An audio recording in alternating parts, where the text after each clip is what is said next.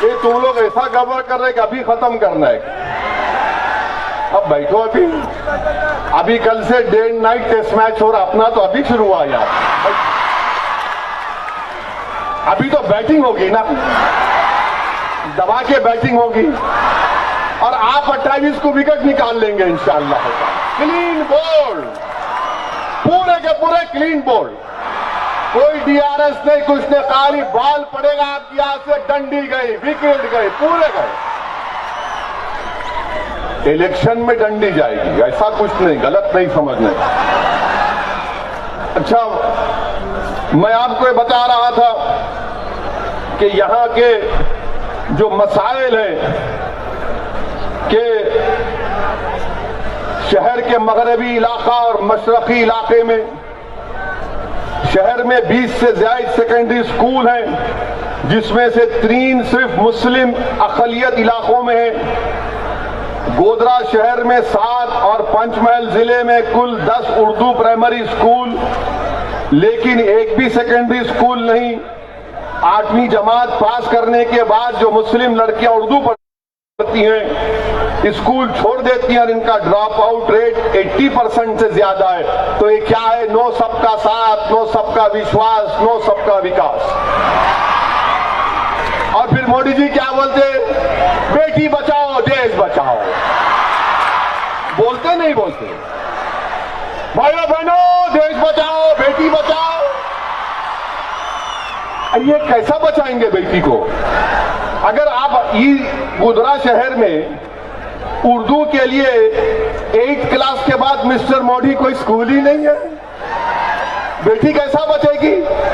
बेटी पढ़ेगी ना, बेटी काबिल बनेगी, बेटी डॉक्टर बने, बेटी कलेक्टर बने, बेटी इंजीनियर बने, बेटी साइंटिस्ट बने, तो ही तो कुछ देश का कुछ होगा।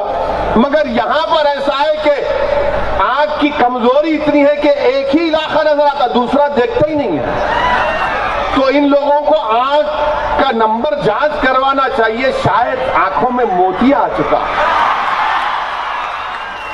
ज्यादा शुगर खो जाती ना, शक्कर खाते तो मोतिया पैदा हो जाता है इन लोगों को।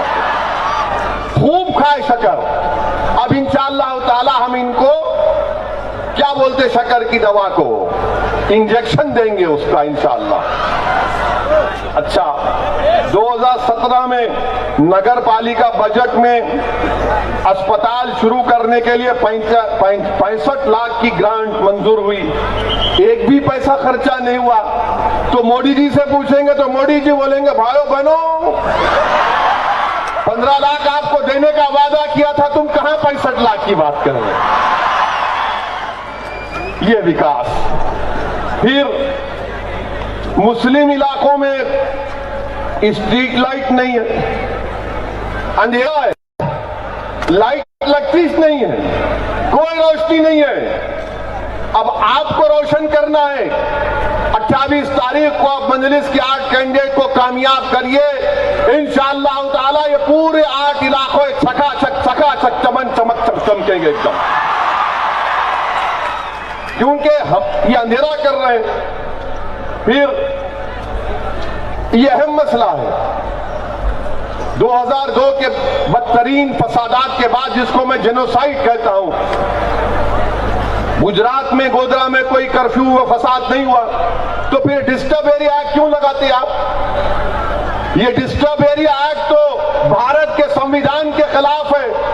ये डिस्टर्ब एरिया एक्ट का जो अमेंडमेंट है वो इतना खराब अमेंडमेंट है कि साउथ अफ्रीका में जब व्हाइट सफेद फार्म लोगों की हुकूमत थी, जब तक वहां पर उनकी हुकूमत थी, नेल्सन मंडेला की रिहाई के बाद हालात बदल गए, मगर उससे पहले तक FWD क्लर्क तक वहां पर भी इस तरह का कानून था। डिस्टर्ब एरिया एक्ट के नाम पर वहां पर भी एक कानून था, और वहां पर ब्लैक अफ्रीकन लोगों के उन इलाकों को बंटुस्तान कहते थे। बंटुस्तान। मोदी जी क्या आप यह बंटुस्तान करना चाहते हैं? यह भारत के संविधान के आर्टिकल 19 और 21 के खिलाफ है। मोदी जी ने क्या कहा था? मेरा कोई मजहब नहीं है, खाली संविधान।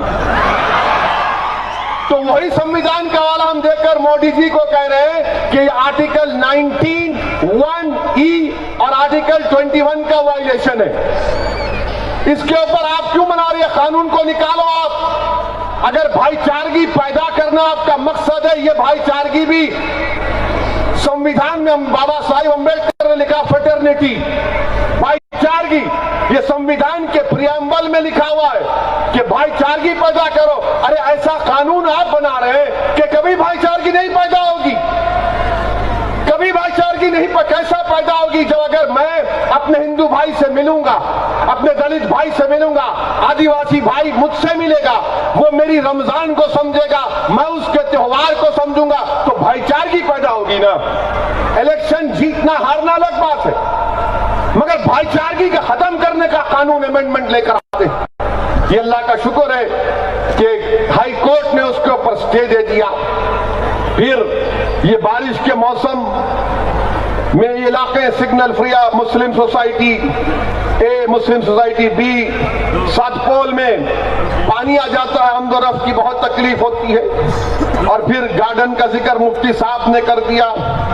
अब ये गार्डन को बनाना आपका काम है, आप गार्डन को बनाइए, मगर याद रखिए सबसे बेहतरीन गार्डन जो बनेगा वो आपके इत्तेहाद से बनेगा। जो चमन तुम्हारे हाथों से इत्तेहाद का बनेगा, जो चमन तुम अपने आंसुओं से, अपने पसीनों से, अपने दुआओं से, अपने रात में शब्बेदारी से उस चमन को तुम तामीर करोगे। और वक्त का तकाजा यह है हमारे वतन अजीज में, अगर सबसे बड़े चमन की जरूरत है तो इत्तेहाद के चमन की जरूरत है, जिसमें हर किस्म का फूल हो, जिसमें हर किस्म का फूल हो। जब हम ये चमन तैयार कर लेंगे तो खुदा की कसम दुनिया का कोई तूफान इस चमन पर खजा आने नहीं देगा। तो मेरे अजीज दोस्तों और बुजुर्गों, फिर ये मैं जिक्र कर चुका हूं कि 2.5 साल हीरो का रोल अदा करते और 2.5 साल विलन का रोल अदा करते हैं। क्या एक्टर है ये तुम लोग? अरे यहां क्यों इलेक्शन लड़ रहे? मुंबई चले जाओ, फिल्म में एक्ट करो, हिट हो जाएगी। 2.5 साल आप ये बोलेंगे मैं हीरो हूं, और 2.5 साल के बाद आप बोलेंगे मैं मोदी का हीरो हूं। एक और कानून बीजेपी की सरकार ने बनाया, जिसको GCTOC बिल है, जिसको सदर जमहूरिया ने मंजूरी दे दी, गुजरात ऑर्गेनाइज क्राइम का जो कानून है, उसमें कानून यह बोलता है कि अगर कोई प्रोटेस्ट करेगा, पब्लिक ऑर्डर को डिस्टर्ब होगा, उसको टेररिस्ट करार दे देंगे। अगर मैं एहतजाज करूंगा तो टेररिस्ट हो जाऊंगा मोदी जी। तो मोदी जी ने कहा कि आंदोलन जीवी। मैंने पार्लियामेंट में खड़े होकर कहा मैं हूं आंदोलन जीवी, क्या करेंगे? मोदी जी ने हिंदी का लफ्ज उठाकर कहा कि आंदोलन जीवी, और वो क्या कहा, ये पैरासाइट। आप सोचिए, देश के वजीर आजम है और जो उनके खिलाफ आवाज उठाता है, जो कहता है कि नरेंद्र मोदी की हुकूमत किसान के खिलाफ है, आंदोलन जीवी। जो कहेगा कि CAA का कानून संविधान के खिलाफ है, आंदोलन जीवी। जो कहेगा कि 15 लाख नहीं मिले, आंदोलन जीवी। जो कहेगा कि पेट्रोल और डीजल 88 रुपीज हो गया, आंदोलन जीवी। जो कहेगा कि Modi ji disturb areas act article 1921 का वायलेशन है, आंदोलन जीवी। यानी मोदी के खिलाफ वो आंदोलन जीवी है।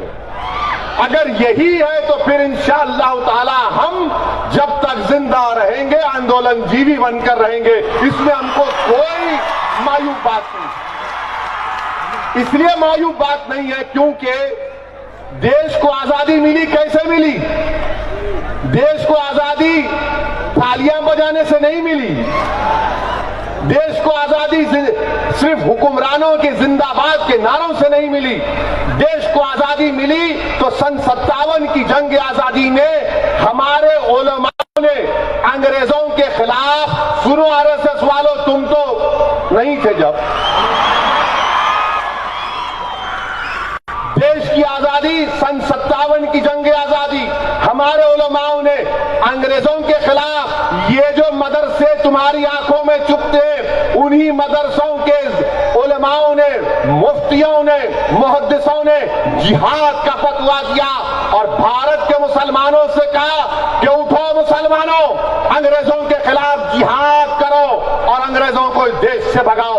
लाखों की तादाद में मुसलमान उलमाओं को कत्ल कर दिया गया, पेड़ों पर उनकी लाशों को लटकाया गया, मगर हमने कभी भी इस देश की एक इंच जमीन का सौदा नहीं किया। ये हमारी वफादारियों की निशानियां हैं। मेरे अजीज दोस्तों और बुजुर्गों, देश को आजादी मिली गांधी के एहतजाज से, non cooperation movement, quit India movement, ये तमाम सत्याग्रहों से तो देश को आजादी मिली। और भारत के संविधान में प्रोटेस्ट, एहतजाज एक फंडामेंटल राइट है। मेरे को समझ में नहीं आता कि भारत के प्रधानमंत्री जब लोग रोड पर निकलते हैं तो परेशान और डरते क्यों हैं। पार्लियामेंट में फार्म बिल का कानून पास हुआ, जब किसान लाखों की तादाद में रोड पर निकल गया तो प्रधानमंत्री कहते हैं चलो मैं 18 महीने तक कानून का मनसूख करता हूं। मोदी जी आप लाए क्यों कानून को? तो मालूम हुआ कि मोदी जी जब देखते हैं लोग निकल गए हजारों की तादाद में, उनको समझ में नहीं आता क्या करूं। मेरे अजीज दोस्तों और बुजुर्गों, ये हालात हैं। और आप जानते हैं मेरे अजीज दोस्तों और बुजुर्गों कि पार्लियामेंट में ट्रिपल तलाक का कानून लाया गया। हमारी मां और बहनें बड़ी तादाद में आज के जलसे में तशरीफ फरमाए। हम बार बार ये कह रहे हैं, जरा समझिए, तवज्जो चाहूंगा, शायर बोलता ना तवज्जो, तवज्जो सुनिए। हम ये बोल रहे थे कि ट्रिपल तलाक का कानून मैं आज भी मानता हूं, उसकी जरूरत नहीं है, इसकी जरूरत ही नहीं है। अच्छा, यह कानून कैसा बनाए? वो कानून ऐसा बनाए कि अगर कोई बेवकूफ किस्म का जहालत और इल्म से दूरी की बिना पर वो अपनी बीवी को 3 बार तलाक कह देता, तो कानून मोदी जी का बोल रहा है कि उसकी तलाक नहीं होती ना, तो वो मियां बीवी है, मर वो उसकी बीवी है। मगर मोदी जी का दिमाग माशाअल्लाह, कोई शरीफ नहीं आ सकता। मोदी जी ने कहा कि नहीं, तू बोलेगा तब भी तेरी तलाक नहीं हुई, तू शादीशुदा है। अच्छा, मान लिए चलो शादीशुदा है, फिर मोदी जी बोलते नहीं उसको सजा दिलाऊंगा मैं 3 साल की। मैं गुनाह तो करना ना कुछ, मैं गुनाह ही नहीं किया तो सजा किस बात की? तो बीजेपी वाले बोलते तू मुस्लिम औरत के खिलाफ। मिला, अब हमारी औरत से आपको इतना फिक्र कैसे हो गई? बोले नहीं, तुम क्या बोलते मिसोजिनिस्ट हो, तुम उसके खिलाफ हो। अरे मैं बोला भाई साहब, कानून किया तो क्या? अच्छा, कानून में और एक बात हम बताए कि अगर कोर्ट उसको 3 साल सजा दे दिया उस दीवाने को, पागल को, है गुनाह है, उलमाओं ने फरमाया, वो 3 साल की सजा उसको मिल गई, जेल चला गया, साबरमती जेल चला गया, समझिए। तो 3 साल की सजा के बाद जब वो माने 3 साल तक जब जेल में रहेगा तो दोनों मियां बीवी रहेंगे। वो बीवी क्यों इंतजार करेगी कि मेरा पिया निकलेगा? वो रोज चांद को देखेगी, हाय हाय। खाना पकाएगी तो बोलेगी हाय हाय, याद आ रहा। माने 3 साल वो इंतजार करे, और जब वो साबरमती जेल से वो दीवाना निकलेगा तो बीवी का काम यह होगा कि बैंड बाजे के साथ फूल माला लेकर कहे कि बहाओ फूल बरसाओ, मेरा महबूब 3 साल के बाद आया। वाह मोदी जी वाह। हम क्या बोले कि भारत में ऐसे कई लोग हैं जो बीवी रखते हैं मगर उनके साथ नहीं रहते, उसको इंग्लिश में बोलते अबैंडनमेंट। तो अब क्या होगा इस कानून से? वो मुसलमान, उसको अगर शरीयत का लिहाज होता तो ट्रिपल तलाक बोलेगा नहीं। अब उसको मालूम होगा वाला मैं तेरे को बोला नहीं, तू निकल घर से, तू निकल घर से, निकाल देगा। तो भारत में 30 लाख ऐसे महिलाएं हैं ये गवर्नमेंट ऑफ इंडिया का डेटा है, जो शादीशुदा है मगर अपने पति के साथ नहीं है। हमने कहा उसका कानून बनाओ आप। अगर कोई शौहर, अगर कोई हस्बैंड अपनी बीवी को छोड़ता है, उसको बोलो रखो लाके घर में, उसके साथ रहो। उस औरत को भी तो इंसाफ मिलना ना, मगर वो कानून नहीं बनाए। आप ट्रिपल तलाक पर बना दिए, आप ट्रिपल तलाक का कानून बना, कुछ हुआ? कुछ भी नहीं हुआ, कुछ नहीं हुआ। माशरे की बुराइयां माशरे में बसने वाले लोगों की जहनियत को तब्दील करने से होती है, मगर आपने कानून बना दिया। हमने उसके खिलाफ बोला, एक नहीं तीन बार मैंने मेरी तकारीरें पार्लियामेंट की, हमने उसके खिलाफ बोला। और हमने ये भी कहा, जब मैं तकरीर कर रहा था तो एक साहब बीजेपी के उठ के बोले, ए ओवैसी, क्या तेरे को पसंद नहीं है कि मुस्लिम महिलाओं को, यानी उसने कहा कि तुम दो शादियां करते। मैं बोला, प्यारे एक में मैं परेशान हूं। हमको मालूम जिम्मेदारी का लिहाज मिला। अब पलटा के पूछा, जबान हमारी बहुत खराब है, किसी का कर्जा बाकी नहीं रखते हम। बोलेंगे जवाब आएगा, तुम एक बोलोगे मैं 1.25 शेर बोलूंगा। इसीलिए हम कहते हैं कि ये मामला ऐसा चल रहा है। मेरे अजीज दोस्तों और बुजुर्गों, फिर आपने CAA का कानून बनाया। अब आप बताइए कि CAA का कानून मजहब की बुनियाद पर बना दिया गया। हम ये कह रहे हैं कि अफगानिस्तान से अगर कोई हिंदू या सिख आता है, बराबर उसको दो आप। पाकिस्तान से कोई हिंदू सिख आता है, बराबर दो उसको आप। नेपाल से आता है, दो आप, मगर मजहब की बुनियाद पर नहीं। क्योंकि इस अंबेडकर के बना हुए संविधान में राइट टू इक्वालिटी है, सब बराबर है, कोई अलग नहीं है, सब बराबर है, इक्वल है, बराबर है। उसके खिलाफ जाता है, नहीं नहीं नहीं आप उनके खिलाफ है। हम किसके भी खिलाफ नहीं है, मगर संविधान के खिलाफ आप काम नहीं कर सकते। पूरे भारत के पार्लियामेंट में हमने दलाइल के साथ मजलिस इत्तेहादुल मुस्लिमीन ने अपनी बात को रखा, और मैंने अपनी तकरीर में अपने अख्तिताम से पहले मैंने कहा कि जनाब स्पीकर साहब, महात्मा गांधी ने सफेद फार्म हुकूमत के गलत कानून के खिलाफ गांधी ने उस कानून को फाड़ा था। मैं भी आज पार्लियामेंट में इस कानून को फाड़ता हूं और इसको हम रिजेक्ट करते हैं।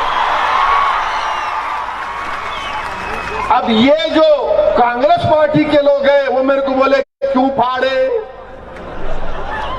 फाड़ने की जरूरत क्या थी? तो मैंने पूछा उनसे, तुमको क्या तकलीफ, तुम्हारा तो नहीं फाड़ा कुछ, कागज फाड़ा हूं, कानून को फाड़ा हूं, इसलिए फाड़ा हूं क्योंकि गांधी ने सिखाया था, जो तुम भूल गए मुझे याद है। नहीं, तुम ये पब्लिक के लिए किए। मैंने कहा कि हां, पब्लिक के लिए ही करते हैं। हम किसी की गुलामी करते हैं तो जनता की गुलामी करते हैं। एक MP जो होता है वो आवाम का गुलाम होता है, और उसको आवाम के मसाइल की तर्जुमानी करना पड़ता है। तो बोले, अरे तुम तो कुत्ते की तरह बात कर रहे। तो मैंने कहा, हाँ, मैं भारत के तमाम कमजोर जनता का कुत्ता हूं, और जो कमजोरों पर हमला करेगा कतरूंगा भी और चीड़ फाड़ भी कर दूंगा, याद रखो। बोले, ये क्या बात है? बोले, हाँ यही तो काम है। अवाम वोट डाली तो जीत के आया, वरना मुझे कौन पहचानता था। अगर आप बोलते मुझे 20 साल पहले कि कोई हैदराबाद से एक शख्स आएगा गोधरा को, तो आप बोलते हैं जा चल, बहुत फेंका, चल फाड़। लंबी लंबी छोड़ने की आदत हो गई तेरे को भी उनकी तरह, समझ गए ना, उनकी तरह। ये अल्लाह का करम है। अलेक्जेंडर जब दुनिया से गया तो उसने वसीयत की थी कि जब मैं ग्रेट अलेक्जेंडर, कि जब मैं दुनिया से जाऊंगा तो मेरे दोनों हाथों को खुला रखना। लोगों ने पूछा क्यों? तो उसने कहा, मैं अलेक्जेंडर द ग्रेट हूं, मैंने आधी दुनिया को फतह किया। मैं दुनिया को बताना चाह रहा हूं कि जब दुनिया से जा रहा हूं तो मेरे हाथ खाली हैं। हम भी जाएंगे, कौन उसमें बड़ी बात है, जाएंगे आप और हम जाएंगे ना। ये दुनिया तो एक मुसाफिर है, आप और हम और आप तो मुसाफिर हैं। कि रहमतुल्लाह अलमीन सल्लल्लाहु अलैहि वसल्लम ने फरमाया कि ऐसा मुसाफिर जो थक कर एक पेड़ के नीचे बैठा है, वो जो दुनिया है वो तो बाकी रहने वाली दुनिया है, तो इस दुनिया से जाना है। इसीलिए अल्हम्दुलिल्लाह मेरे पास कोई सिक्योरिटी नहीं लेता हूं मैं, कोई नहीं। और अगर कोई सुन रहा है उसको अगर ये शौक है कि इसको कुछ करना है तो प्यारे हाजिर हूं, तुम कुछ भी कर सकते हो, तुम्हारा इख्तियार है। मगर मैं जो पैगाम अल्लाह के फजलो करम से रसूलुल्लाह सल्लल्लाहु अलैहि वसल्लम के सदक़े तुफैल में अहले दिल की दुआओं की वजह से, और मैं जिन नेक लोगों की सोबत में उनके पैरों के पास बैठकर थोड़ा बहुत इल्म हासिल किया, ये पैगाम दे रहा हूं कि जाना तो है मुझे एक दिन, मगर मैं जो सोच और पैगाम देकर जा रहा हूं वो इंशाअल्लाह ताला मेरी इस दुनिया से जाने के बाद भी अल्लाह अपने फजल करम से उसको जिंदा और आबाद रखेगा। वो पैगाम मेरा नहीं है, वो पैगाम यह है कि गोधरा की सरजमीन पर आपकी लीडरशिप पैदा हो, गोधरा की सरजमीन पर हमारी बहनें लीडर बने, गोधरा की हमारे बच्चे लीडर बने जो 2.5 साल का ड्रामा नहीं करेंगे, बल्कि बातिल ताकतों की आंख में आंख डालकर गोधरा के हक के लिए लड़ेंगे, जो गुजरात के मजलूमों की आवाम के लिए हक के लिए लड़ेंगे, जो मुसलमानों की आवाज उठाएंगे, आदिवासियों की आवाज उठाएंगे, दलितों के ऐसे इंसाफ का मुतालबा करेंगे, वो हर मजलूम का साथ देंगे, जालिम से पंजा आजमाई करेंगे, भारत को मजबूत करेंगे, संविधान को मजबूत करेंगे। ये मेरी जिंदगी का पैगाम है। अरे मरना तो है एक दिन, कोई नहीं बचेगा, ना मुझे मालूम ना तुम्हें मालूम कि सुबह का सूरज हम देख पाएंगे या नहीं देख पाएंगे। इसीलिए नौजवानों, मैं तुमको पैगाम दे रहा हूं जो मैं आपको दे रहा हूं, और याद रखो मैं एक गुनाहगार आदमी हूं, मुझमें बनकर रहो, बेखौफ होकर अपनी जिंदगी गुजारो। मेरी मां और बहनों, हम सर झुकाते हैं तो सिर्फ रब्बे कायनात के आगे, हम इंसानों के आगे सर नहीं झुकाते, चाहे वो इंसान कोई ताकतवर हो, किसी इख्तिदार की कुर्सी पर बैठा हो, हम सिर्फ रब्बे कायनात के आगे सर झुकाते हैं, और यही काम हमको करना है। मेरे अजीज दोस्तों और बुजुर्गों, मुझे कई लोग पूछते कि क्या तुमको डर नहीं लगता, तो मेरे को यहां पर एक शायर का शेर याद आ रहा है कि ना सर झुका के जिए, ना मुंह छुपा के जिए, ना सर झुका के जिए, ना मुंह छुपा कर जिए, सितमगर की नजर से नजर मिलाकर जिए, सितमगर से नजर मिलाकर जिए। अगर 2 दिन कम जिए, अगर 2 दिन कम जिए, इसमें हैरत क्या, अगर 2 दिन कम जिए इसमें हैरत क्या। हम इनके साथ थे जो शमा जलाकर जिए, हम उनके साथ थे जो क्षमा जलाकर जिए। मेरे अजीज दोस्तों और बुजुर्गों, मैं गोधरा की सरजमीन पर आप तमाम को दिल की गहराइयों से पूरे इखलास के साथ आपको सलाम करता हूं। जो मसाइब और मुश्किलात का सामना आपने किया, जरूर इंशाअल्लाह ताला अल्लाह आपको इसका अजर देगा, अल्लाह आपसे इंसाफ करेगा, अल्लाह आपको अरूज देगा, अल्लाह आपकी एक एक तकलीफ को आपके आंसुओं की लाज रखेगा, अल्लाह एक एक बेकसूरों पर जो जुल्म हुआ, अल्लाह उसको दुनिया में भी ताज पहनाएगा और आखिरत में भी ताज पहनाएगा। और याद रखो हुकूमत करने वालों, याद रखो, अगर तुम इख्तिदार के नशे में मजलूमों पर जुल्म करते और एक मजलूम अपनी आंख से आंसू निकालकर अल्लाह से कहता है कि देख परवरदिगार, तेरी इस दुनिया में मुझ पर जुल्म हुआ, तो डरो मजलूम की दुआ से, डरो मजलूम की दुआ से। तुम इख्तिदार की कुर्सियों पर बरसों रहोगे, मगर याद रखो इख्तिदार ना फिरौन के पास रहा, ना नमरूद के पास रहा। और नमरूद का मामला कैसा था, उलमाओं से सुनो। नमरूद को एक लंगड़ा मच्छर, लोग बोलते तू कमजोर है, बोलते ना ए तू कमजोर है, तू क्या कर लेगा। तो मेरे भाई, ए भाई ठहरो अभी आराम से, इधर देखो हीरो यहां पर है, ये क्या टक टक टक टक। नमरूद कैसे मरा मालूम आपको, नौजवानों को नहीं मालूम कैसे। इनको खाली सेल्फी लेने का शौक है, ये सेल्फी ये सेल्फी। यानी इतना शौक हो गया कि एक बार मैं वजू कर रहा था दिल्ली एयरपोर्ट पे नमाज पढ़ने के लिए, अभी ऐसा हाथ फिरा, एक फोटो ले लेंगे। अरे मेरा ठहर तो सही, वजू हुआ, शेरवानी में एक फोटो ले लेंगे। मेरा वहां क्यों चल, अंदर चल के लेंगे, है ना, यहाँ लेंगे। ये नौजवानों सुनो, नमरूद अल्लाह ने उसको इबरतनाक उसका अंजाम किया। अल्लाह सुब्हानहू तआला ने उसके दिमाग में एक लंगड़े मच्छर को पहुंचा दिया। तो जब नमरूद से मिलने को आता था तो नमरूद बोलता कि मेरे से मिलना है ना तेरे को, मेरे दरबार का एक अदब है। बोले क्या है? पहले आकर मेरे सर पर एक थप्पड़ से मारना, उसके बाद मेरे को बोलना बादशाह सलामत।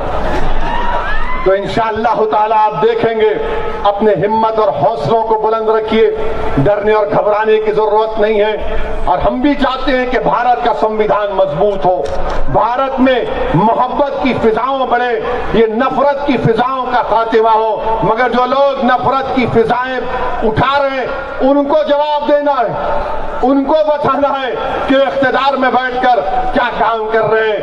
हम गोधरा से भारत के प्रधानमंत्री से अपील करेंगे, मोदी जी किसानों को अपने घर में बुलाकर चाय पिलाइए,